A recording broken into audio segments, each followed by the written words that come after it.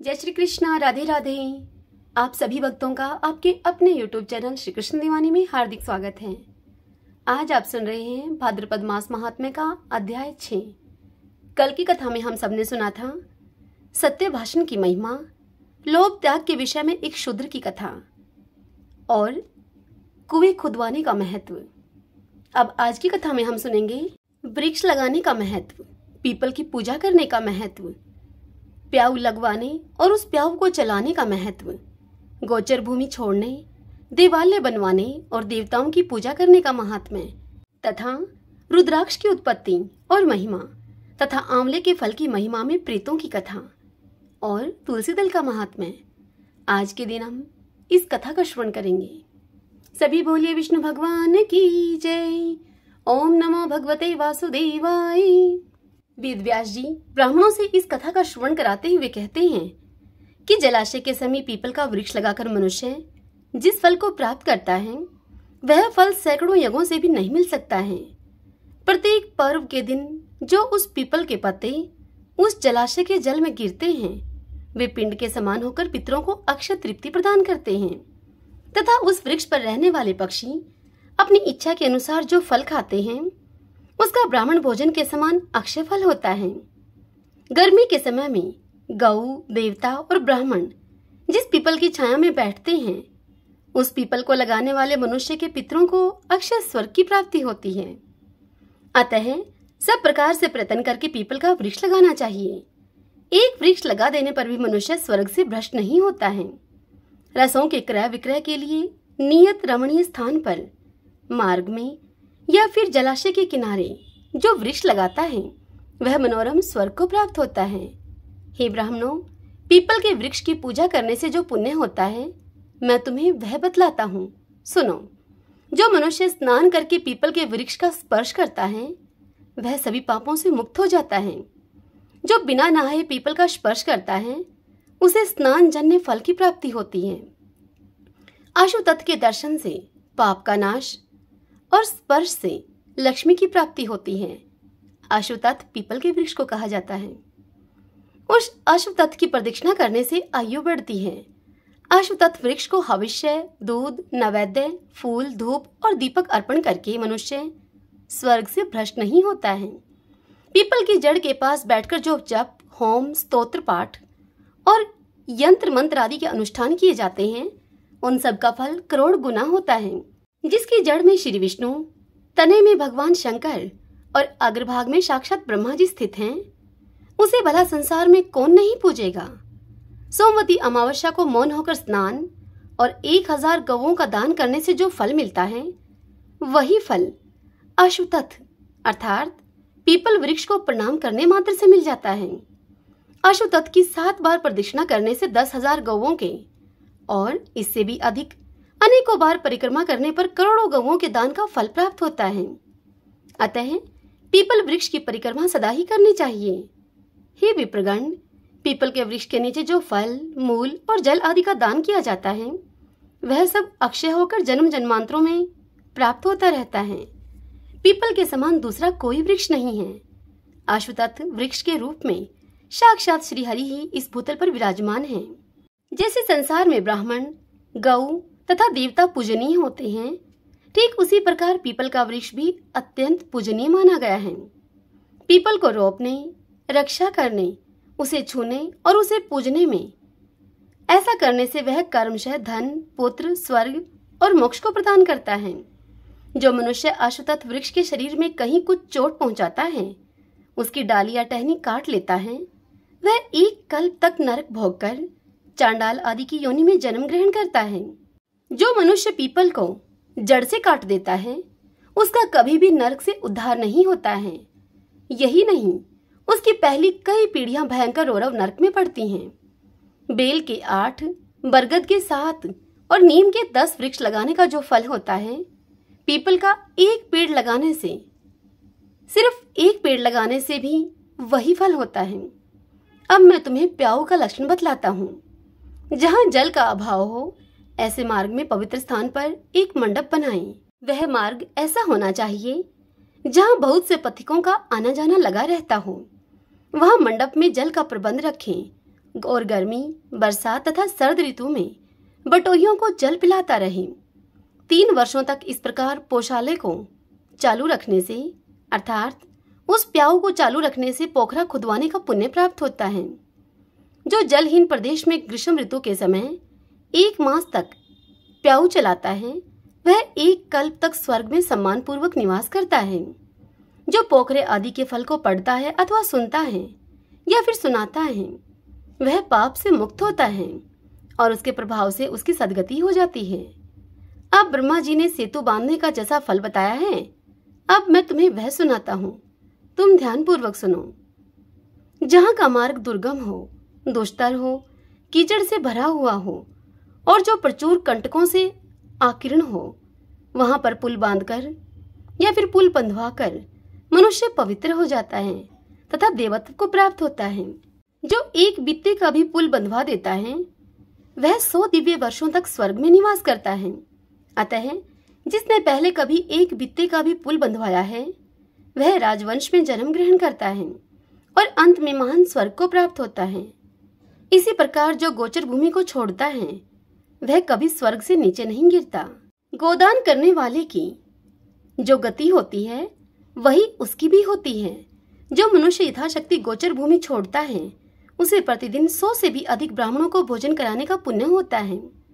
जो पवित्र वृक्ष और गोचर भूमि का उच्छेद करता है, उसकी 21 पीढ़ियां रोरक नरक में पकाई जाती हैं। गांव के गोपालक को चाहिए कि वे गोचर भूमि को नष्ट करने वाले मनुष्य का पता लगाकर उसको दंड दे।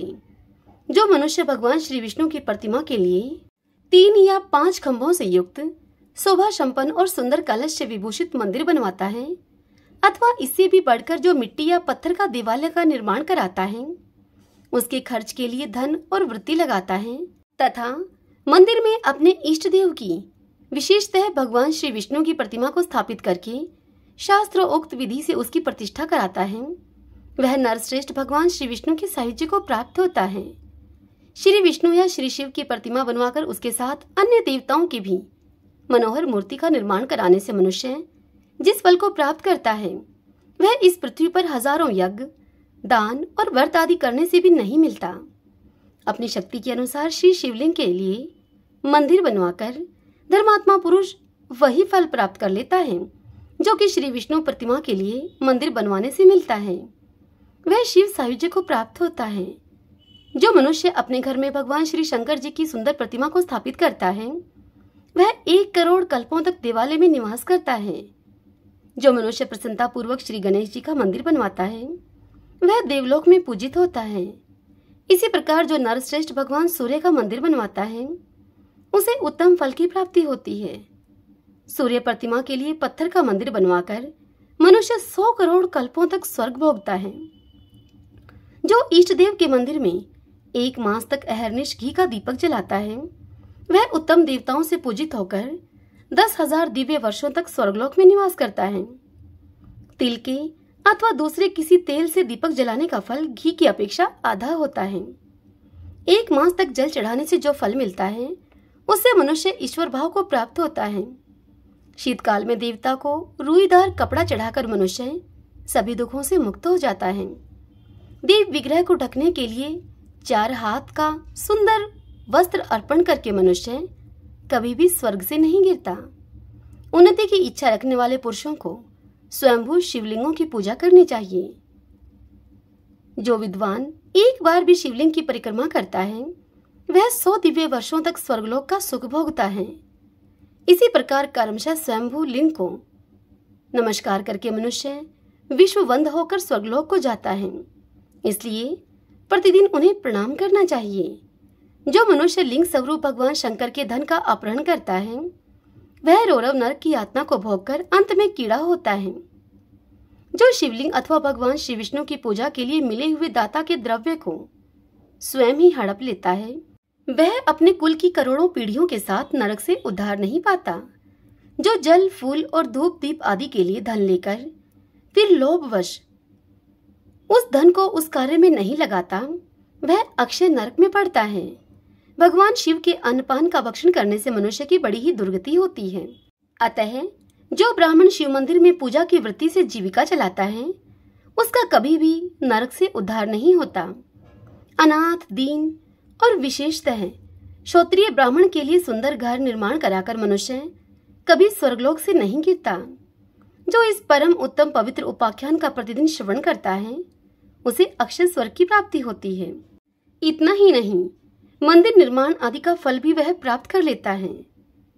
यह सुनकर ब्राह्मणों ने पूछा वेदव्यास जी से कि हे द्विश्रेष्ठ, इस मृत्यलोक में कौन ऐसा मनुष्य है जो पुण्य आत्माओं में श्रेष्ठ, परम पवित्र, सबके लिए सुलभ, मनुष्यों के द्वारा पूजन करने योग्य तथा मुनियों और तपस्वियों के लिए उनका आदर पात्र हो।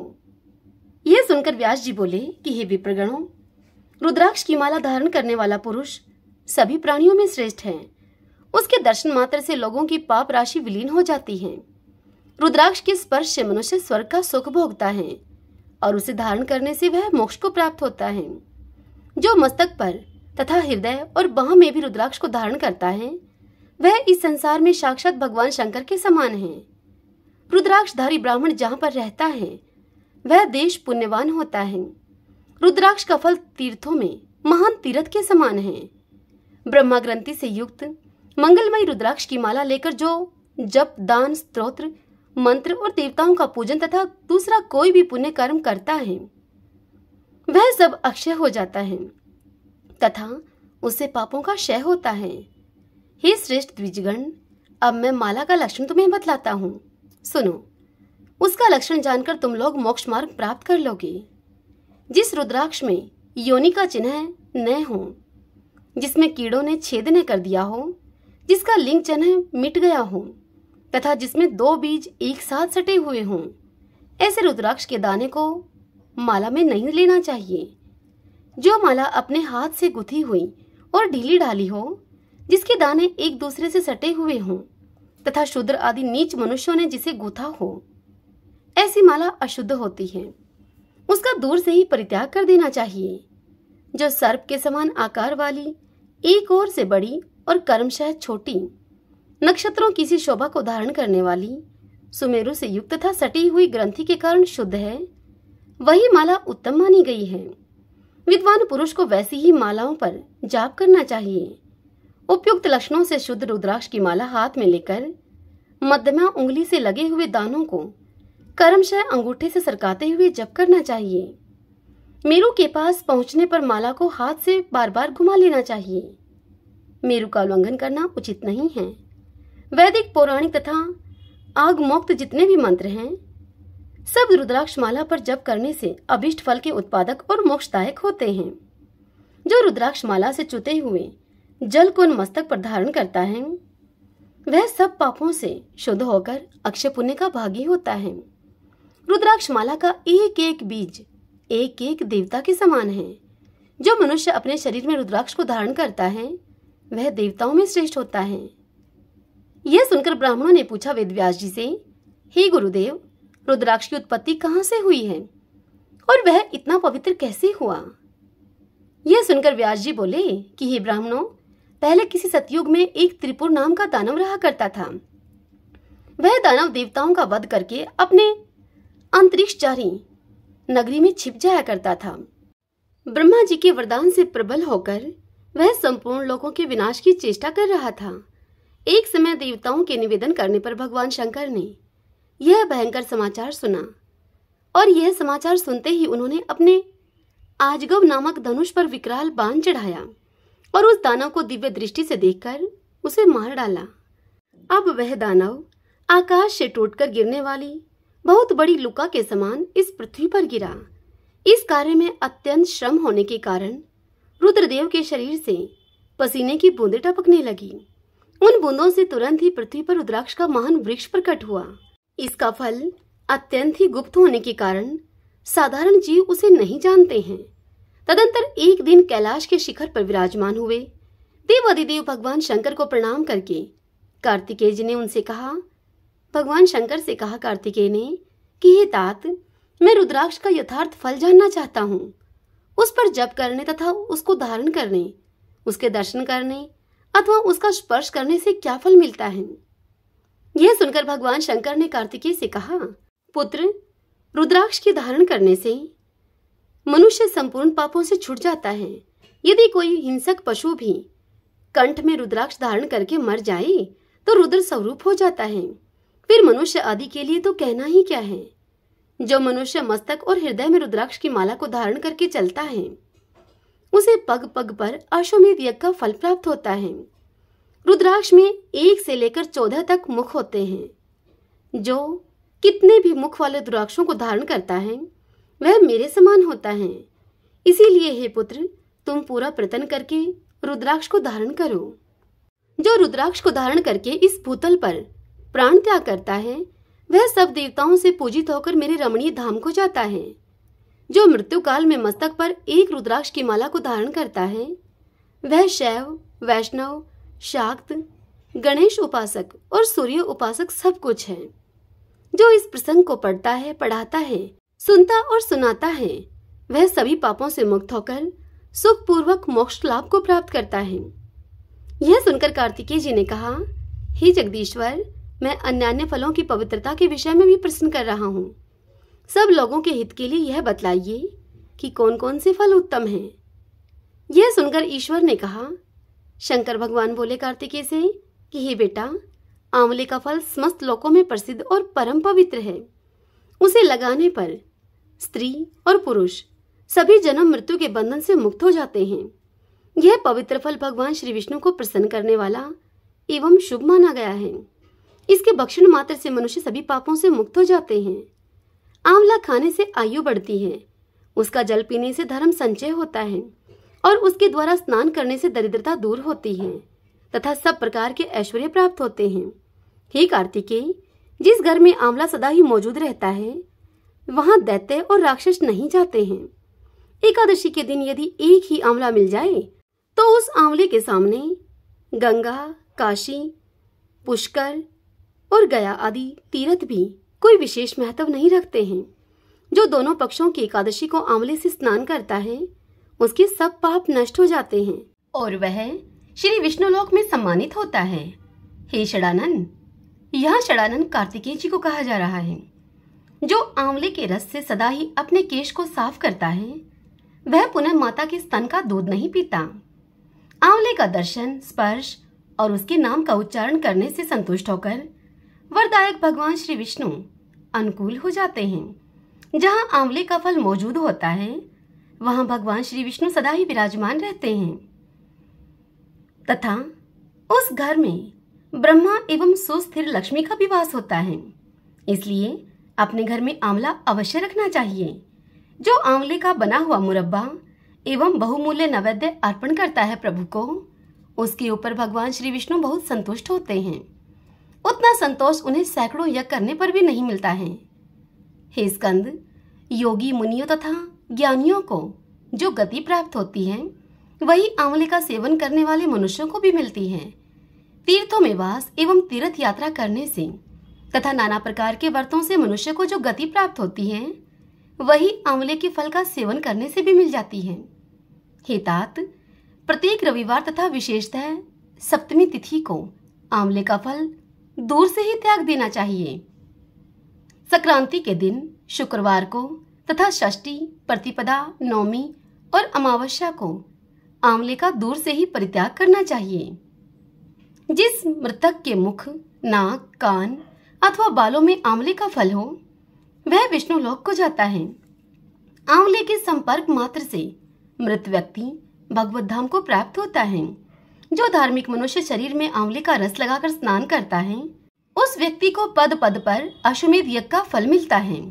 उसके दर्शन मात्र से जितने भी पापी जंतु हैं वे भाग जाते हैं और कठोर एवं दुष्ट ग्रह पलायन कर जाते हैं। हे स्कंद, पूर्व काल की बात है, एक चांडाल शिकार खेलने के लिए वन में गया। वहां अनेकों मृगों और पक्षियों को मारकर जब वह भूख प्यास से अत्यंत ही पीड़ित हो गया तब सामने ही उसे एक आंवले का वृक्ष दिखाई दिया। उसमें खूब मोटे मोटे फल लगे हुए थे। चांडाल सहसा वृक्ष के ऊपर चढ़ गया और उसके उत्तम उत्तम फलों को वह खाने लगा। अपने प्रारब्धवश वह वृक्ष के शिखर से पृथ्वी पर गिर पड़ा और वेदना से व्यथित होकर इस लोक से वह चल बसा। तदंतर संपूर्ण प्रेत, राक्षस, भूतगण तथा यमराज के सेवक बड़ी ही प्रसन्नता के साथ वहां पर आए किंतु उसको वह लेकर न जा सके। यद्यपि वे महान बलवान थे, फिर भी उस मृतक चांडाल की ओर आंख उठाकर भी देख नहीं सकते थे। जब कोई भी उसे पकड़कर न ले जा सका, तब वे अपनी असमर्थता देखकर मुनियों के पास जाकर उनसे बोले कि हे ज्ञानी महर्षियों, चांडाल तो बड़ा ही पापी था। फिर क्या कारण है कि हम लोग तथा ये यमराज के सेवक भी उसकी ओर देख तक नहीं सके हैं? यह मेरा है, यह मेरा है, यह कहते हुए हम लोग झगड़ा कर रहे हैं, किंतु उसको लेकर जाने की शक्ति हम नहीं रखते। यह चांडाल क्यों और किसके प्रभाव से सूर्य की भांति दुष्प्रक्ष हो रहा है, उसकी ओर दृष्टिपात करना भी हमारे लिए कठिन जान पड़ता है। यह सुनकर मुनियों ने कहा कि हे प्रेतगण, इस चांडाल ने आंवले के पके हुए फल खाए थे। उसकी डाल टूट जाने से उसके संपर्क में ही उसकी मृत्यु हुई है। मृत्यु काल में भी उसके आसपास बहुत से फल बिखरे पड़े थे। इन्हीं सब कारणों से तुम लोगों का उसकी ओर देखना भी कठिन हो रहा है। इस पापी का आंवले से संपर्क रविवार को या फिर और किसी निश्चित वेला में नहीं हुआ है, इसलिए यह दिव्य लोक को प्राप्त होगा। यह सुनकर प्रेत बोले मुनियों से कि हे मुनीश्वरों, आप लोगों का ज्ञान उत्तम है, इसलिए हम आपसे एक प्रश्न पूछते हैं। जब तक यहाँ श्री विष्णु लोक से विमान नहीं आता, तब तक आप लोग हमारे इन प्रश्नों का उत्तर दीजिए। जहाँ वेदों और नाना प्रकार के मंत्रों का गंभीर घोष होता है, जहाँ पुराणों और स्मृतियों का स्वाध्याय किया जाता है, ऐसे स्थान पर हम एक क्षण के लिए भी ठहर नहीं सकते हैं। यज्ञ, होम, जप तथा देव पूजा आदि शुभ कार्यों के सामने हमारा ठहरना असंभव है। इसलिए हमें आप यह बताइए कि कौन सा कर्म करके मनुष्य प्रेत योनियों को प्राप्त होते हैं। हमें यह भी सुनने की इच्छा है कि उनका शरीर विकृत क्यों कर हो जाता है। यह सुनकर ब्रह्म ऋषियों ने कहा कि जो झूठी गवाही देते हैं तथा वध और बंधन में पड़कर मृत्यु को प्राप्त होते हैं, वे नरक में पड़े हुए जीव ही प्रेत होते हैं। जो ब्राह्मणों के दोष ढूंढने में लगे रहते हैं और गुरुजनों के शुभ कर्मों में बाधा पहुंचाते हैं तथा जो श्रेष्ठ ब्राह्मणों के दिए जाने वाले दान में रुकावट डाल देते हैं, वे चिरकाल तक प्रेत योनि में पड़कर नरक से कभी भी उद्धार नहीं पाते हैं। जो मूर्ख अपने और दूसरों के बैलों को कष्ट देकर उनसे बोझ ढोने का काम लेकर उनकी रक्षा नहीं करते, जो अपनी प्रतिज्ञा का त्याग करते हैं, असत्य बोलते हैं और व्रत भंग करते हैं तथा जो कमल के पत्ते पर भोजन करते हैं, वे सब इस पृथ्वी पर अपने कर्म के अनुसार प्रेत होते हैं। जो अपने चाचा और मामा आदि की सदाचारणी कन्या तथा साध्वी स्त्री को बेच देते हैं, वे भूतल पर प्रेत होते हैं। यह सुनकर प्रेतों ने पूछा ब्राह्मणों से कि हे ब्राह्मणों, किस प्रकार और किस कर्म के आचरण से मनुष्य प्रेत नहीं होते, आप यह बताइए। यह सुनकर ब्राह्मणों ने कहा कि जिस बुद्धिमान पुरुष ने तीर्थों के जल में स्नान तथा शिव को नमस्कार किया है, वह मनुष्य प्रेत नहीं होता। जो एकादशी अथवा द्वादशी को उपवास करके विशेष रूप से भगवान श्री विष्णु का पूजन करते हैं तथा जो वेदों के अक्षर, सूक्त, स्तोत्र और मंत्र आदि के द्वारा देवताओं के पूजन में संलग्न रहते हैं, उन्हें भी प्रेत नहीं होना पड़ता। पुराणों के धर्म युक्त दिव्य वचन सुनने, पढ़ने और पढ़ाने से तथा नाना प्रकार के व्रतों का अनुष्ठान करने और रुद्राक्ष को धारण करने से जो पवित्र हो चुके हैं एवं जो रुद्राक्ष की माला पर जप करते हैं, वे प्रेत योनि को नहीं प्राप्त होते हैं। जो आंवले के फल के रस से स्नान करके प्रतिदिन आंवला खाया करते हैं तथा आंवले के द्वारा भगवान श्री विष्णु का पूजन भी करते हैं, वे कभी पिशाच योनि में नहीं जाते हैं। यह सुनकर प्रेत बोले, हे महर्षियों, संतों के दर्शन से पुण्य होता है। इस बात को पौराणिक विद्वान जानते हैं। हमें भी आपका दर्शन हुआ है, इसलिए आप लोग हमारा कल्याण करें।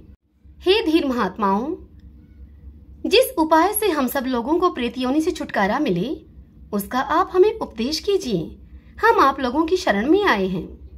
यह सुनकर ब्राह्मण बोले कि हमारे वचन से तुम लोग आंवले का भक्षण कर सकते हो, वह तुम्हारे लिए कल्याणकारक होगा। उसके प्रभाव से तुम उत्तम लोकों में जाने के लिए योग्य बन जाओगे। महादेव जी कहते हैं स्कंद से अर्थात कार्तिकेय जी से कि इस प्रकार ऋषियों से सुनकर पिशाच आंवले के वृक्ष पर चढ़ गए और उसका फल ले लेकर उन्होंने बड़ी ही मौज के साथ खाया। तब देवलोक से तुरंत ही एक पीले रंग का स्वर्णमय विमान वहां उतरा, जो कि परम शोभायमान था। पिशाचों ने उस विमान पर चढ़कर आरूढ़ होकर स्वर्गलोक की यात्रा की। हे बेटा, अनेक व्रतों और यज्ञों के अनुष्ठान से भी जो अत्यंत दुर्लभ है, वही लोक उन्हें आंवले का भक्षण करने मात्र से मिल गया। यह सुनकर कार्तिकेय जी ने पूछा शंकर भगवान से कि हे पिताजी, जब आंवले के फल का भक्षण करने मात्र से प्रेत पुण्य आत्मा होकर स्वर्ग को चले गए, तब मनुष्य आदि जितने प्राणी हैं, वे भी आंवला खाने से क्यों नहीं तुरंत स्वर्ग में चले जाते? यह सुनकर महादेव जी ने कहा कि बेटा, स्वर्ग की प्राप्ति तो उन्हें भी होती है, किंतु तुरंत ऐसा न होने में एक कारण है। उनका ज्ञान लुप्त रहता है। वे अपने हित और अहित की बात नहीं जानते हैं, इसलिए आंवले के महत्व में उनकी श्रद्धा नहीं होती। जिस घर की मालकिन सहज ही काबू में न आने वाली, पतिव्रता और संयम से रहित, गुरुजनों के द्वारा निकाली हुई तथा दुराचारणी होती है, वहां प्रेत रहा करते हैं। जो कुल और जाति से नीच, बल और उत्साह से रहित, बहरे, दुर्बल और दीन हैं, वे कर्म जनित पिशाच हैं। जो माता पिता, गुरु और देवताओं की निंदा करते हैं, पाखंडी और वाम मार्गी हैं। जो गले में फांसी लगाकर पानी में डूबकर, तलवार या फिर छुरे को भोंककर अथवा जहर खाकर आत्मघात कर लेते हैं, वे प्रेत होने के पश्चात इस लोक में चांडाल आदि योनियों के भीतर जन्म ग्रहण करते हैं। जो माता पिता आदि से द्रोह करते हैं, ध्यान और अध्ययन से दूर रहते हैं, व्रत और देव पूजा नहीं करते हैं, मंत्र और स्नान से हीन रहकर गुरु पत्नी गमन में प्रवृत्त होते हैं, तथा जो दुर्गति में पड़ी हुई चांडाल आदि की स्त्रियों से समागम करते हैं, वे भी प्रेत होते हैं। मलेच्छों के देश में जिनकी मृत्यु होती है, जो मलेच्छों के समान आचरण करते हैं और स्त्री के धन से अपनी जीविका चलाते हैं, जिनके द्वारा स्त्रियों की रक्षा नहीं होती, वे निसंदेह प्रेत होते हैं। जो क्षुधा से पीड़ित, थके मांदे, गुणवान और पुण्य आत्मा अतिथि के रूप में घर पर आए हुए ब्राह्मण को लौटा देते हैं, अर्थात उस आए हुए ब्राह्मण का अतिथि सत्कार नहीं करते, जो गौ भक्षी मलेच्छों के हाथ में गोवें बेच देते हैं, जो जीवन भर स्नान, संध्या, वेद पूजा पाठ, यज्ञ अनुष्ठान और अक्षर ज्ञान से दूर रहते हैं, जो लोग झूठे शकोरे आदि और शरीर के मलमूत्र को तीर्थ भूमि में गिराते हैं, वे निसंदेह प्रेत होते हैं। जो स्त्रियां पति का परित्याग करके दूसरे लोगों के साथ रहती हैं, वे चिरकाल तक प्रेत लोक में निवास करने के बाद चांडाल योनि में जन्म लेती हैं। जो विषय और इंद्रियों से मोहित होकर पति को धोखा देकर स्वयं मिठाइयां उड़ाती हैं, वे पापाचारिणी स्त्रियां चिरकाल तक इस पृथ्वी पर प्रेत होती हैं। जो मनुष्य बलपूर्वक दूसरे की वस्तुएं लेकर उन्हें अपने अधिकार में कर लेते हैं और अतिथियों का अनादर करते हैं, वे प्रेत होकर नरक में पड़ते हैं। इसीलिए जो आंवला खाकर उसके रस से स्नान करते हैं, वे सब पापों से मुक्त होकर विष्णुलोक में प्रतिष्ठित होते हैं। अतः सब प्रकार से प्रयत्न करके तुम आंवले के कल्याण में फल का सेवन करो।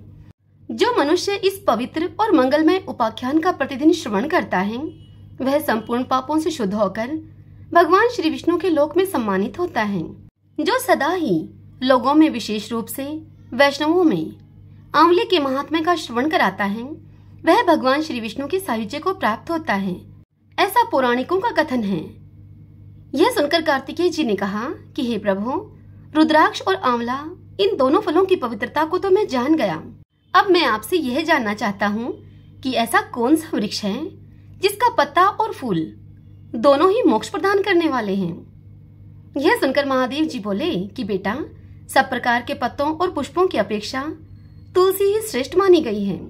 वह परम मंगलमयी, समस्त कामनाओं को पूर्ण करने वाली, शुद्ध, श्री विष्णु को अत्यंत प्रिय तथा वैष्णवी नाम को धारण करने वाली है। वह संपूर्ण लोक में श्रेष्ठ, शुभ तथा भोग और मोक्ष को प्रदान करने वाली है। भगवान श्री विष्णु ने पूर्व काल में संपूर्ण लोगों का हित करने के लिए तुलसी का वृक्ष रोपा था। तुलसी के पत्ते और पुष्प सब धर्मों में प्रतिष्ठित हैं। जैसे भगवान श्री विष्णु को लक्ष्मी और मैं, हम दोनों प्रिय हैं, उसी प्रकार यह तुलसी देवी भी परम प्रिय है उनको। हम तीन के सिवा कोई चौथा ऐसा नहीं जान पड़ता जो भगवान को इतना प्रिय हो। तुलसी दल के बिना दूसरे दूसरे फूलों, पत्तों तथा चंदन आदि के लेपों से भगवान श्री विष्णु को उतना संतोष नहीं होता है जितना कि तुलसी दल अर्पित करने से होता है। जिस मनुष्य ने तुलसी दल के द्वारा पूर्ण श्रद्धा के साथ प्रतिदिन भगवान श्री विष्णु का पूजन किया है, उसने दान, होम, यज्ञ और व्रत आदि सभी पूर्ण कर लिए हैं। तुलसी दल से भगवान की पूजा कर लेने पर कांति, सुख, भोग सामग्री, यश, लक्ष्मी, श्रेष्ठ कुल, शील, पत्नी, पुत्र, कन्या, धन, राज्य, आरोग्य, ज्ञान, विज्ञान, वेद, वेदांग, शास्त्र, पुराण, तंत्र और संहिता सब कुछ मैं कतलगत समझता हूँ। जैसे पुण्य शलीला गंगा मुक्ति को प्रदान करने वाली है, ठीक उसी प्रकार यह तुलसी भी कल्याण करने वाली है। हे बेटा स्कंद, यदि मंजरी युक्त तुलसी पत्रों के द्वारा भगवान श्री विष्णु की पूजा की जाए तो उसके पुण्य फल का तो वर्णन करना ही असंभव है। जहाँ तुलसी का वन है वहीं भगवान श्री कृष्ण की समीपता है तथा वहीं पर ब्रह्मा और लक्ष्मी जी भी संपूर्ण देवताओं के साथ विराजमान हैं। इसलिए अपने निकटवर्ती स्थान में तुलसी देवी को रोपकर उनकी पूजा करनी चाहिए। तुलसी के निकट जो स्तोत्र मंत्र आदि का जप किया जाता है वह सब अनंत गुना फल देने वाला होता है। प्रेत, पिशाच, कुष्मांड, ब्रह्मा, राक्षस, भूत और दैत्य आदि सब तुलसी के वृक्ष से दूर भागते हैं। ब्रह्मा हत्या आदि पाप तथा पाप और खोटे विचार से उत्पन्न होने वाले रोग ये सब तुलसी वृक्ष के समीप नष्ट हो जाते हैं। जिसने श्री भगवान की पूजा के लिए पृथ्वी पर तुलसी का बगीचा लगा रखा है उसने उत्तम दक्षिणाओं से युक्त 100 यज्ञों का विधिवत अनुष्ठान पूर्ण कर लिया है। जो श्री भगवान की प्रतिमाओं तथा शालिग्राम शिलाओं पर चढ़े हुए तुलसी दल को प्रसाद के रूप में ग्रहण करता है वह श्री विष्णु के साहित्य को प्राप्त होता है। जो श्री हरि की पूजा करके उन्हें निवेदन किए हुए तुलसी दल को अपने मस्तक पर धारण करता है वह मनुष्य पाप से शुद्ध होकर स्वर्गलोक को प्राप्त होता है। कलयुग में तुलसी का पूजन, कीर्तन, ध्यान, रोपण और धारण करने से वह पाप को जलाती और स्वर्ग एवं मोक्ष को प्रदान कराती है। जो तुलसी के पूजन आदि का दूसरों को उपदेश देता है और स्वयं भी आचरण करता है वह भगवान श्री लक्ष्मीपति के परम धाम को प्राप्त होता है। जो वस्तु भगवान श्री विष्णु को प्रिय जान पड़ती है वह मुझे भी अत्यंत प्रिय है। श्राद्ध और यज्ञ आदि कार्यों में तुलसी का एक पत्ता भी महान पुण्य को प्रदान करने वाला है। जिसने तुलसी की सेवा की है उसने गुरु, ब्राह्मण, देवता और तीर्थ सब भली भांति सेवन कर लिया है। इसलिए हे सड़ानन, तुम तुलसी का सेवन करो। जो शिखा में तुलसी स्थापित करके प्राणों का परित्याग करता है वह पाप राशि से मुक्त हो जाता है। राजसूय आदि यज्ञ, भांति भांति के व्रत तथा संयम के द्वारा धीर पुरुष जिस गति को प्राप्त करते हैं वही उसे तुलसी की सेवा से मिल जाता है। तुलसी के एक पत्र से श्री हरि की पूजा करके मनुष्य वैष्णवत्व को प्राप्त होता है। उसके लिए अन्यान्य शास्त्रों के विस्तार की भला क्या आवश्यकता है। जिसने तुलसी की शाखा तथा कोमल पत्तियों से भगवान श्री विष्णु की पूजा की है वह कभी माता का दूध नहीं पीता है, उसका पुनर्जन्म होता ही नहीं। कोमल तुलसी दलों के द्वारा प्रतिदिन श्रीहरि की पूजा करके मनुष्य अपनी सैकड़ों और हजारों पीढ़ियों को पवित्र कर सकता है। हे तात, ये मैंने तुमसे तुलसी के प्रधान प्रधान गुण बतलाए हैं। संपूर्ण गुणों का वर्णन तो बहुत अधिक समय लगाने पर भी नहीं हो सकता है। यह तुलसी दल के महात्म्य का उपाख्यान पुण्य राशि का संचय करने वाला है। जो प्रतिदिन इसका श्रवण करता है वह पूर्व जन्म के किए हुए पाप तथा जन्म मृत्यु के बंधन से मुक्त हो जाता है। हे बेटा षडानन, इस अध्याय के पाठ करने वाले पुरुष को अथवा स्त्री को कभी कोई रोग नहीं सताते, अज्ञान उसके निकट नहीं जाता, उसकी सदा ही विजय होती है। हरि ओम तत्सत। ओम नमो भगवते वासुदेवाय। ओम श्री राधा कृष्णाभ्याम नमो नमः। आशा करती हूँ आज की यह कथा आपको अवश्य ही पसंद आई होगी। यदि ऐसा हो तो इस वीडियो को आप लाइक और शेयर करें और कमेंट बॉक्स में ओम नमो भगवते वासुदेवाय जरूर लिखें। हरे कृष्णा।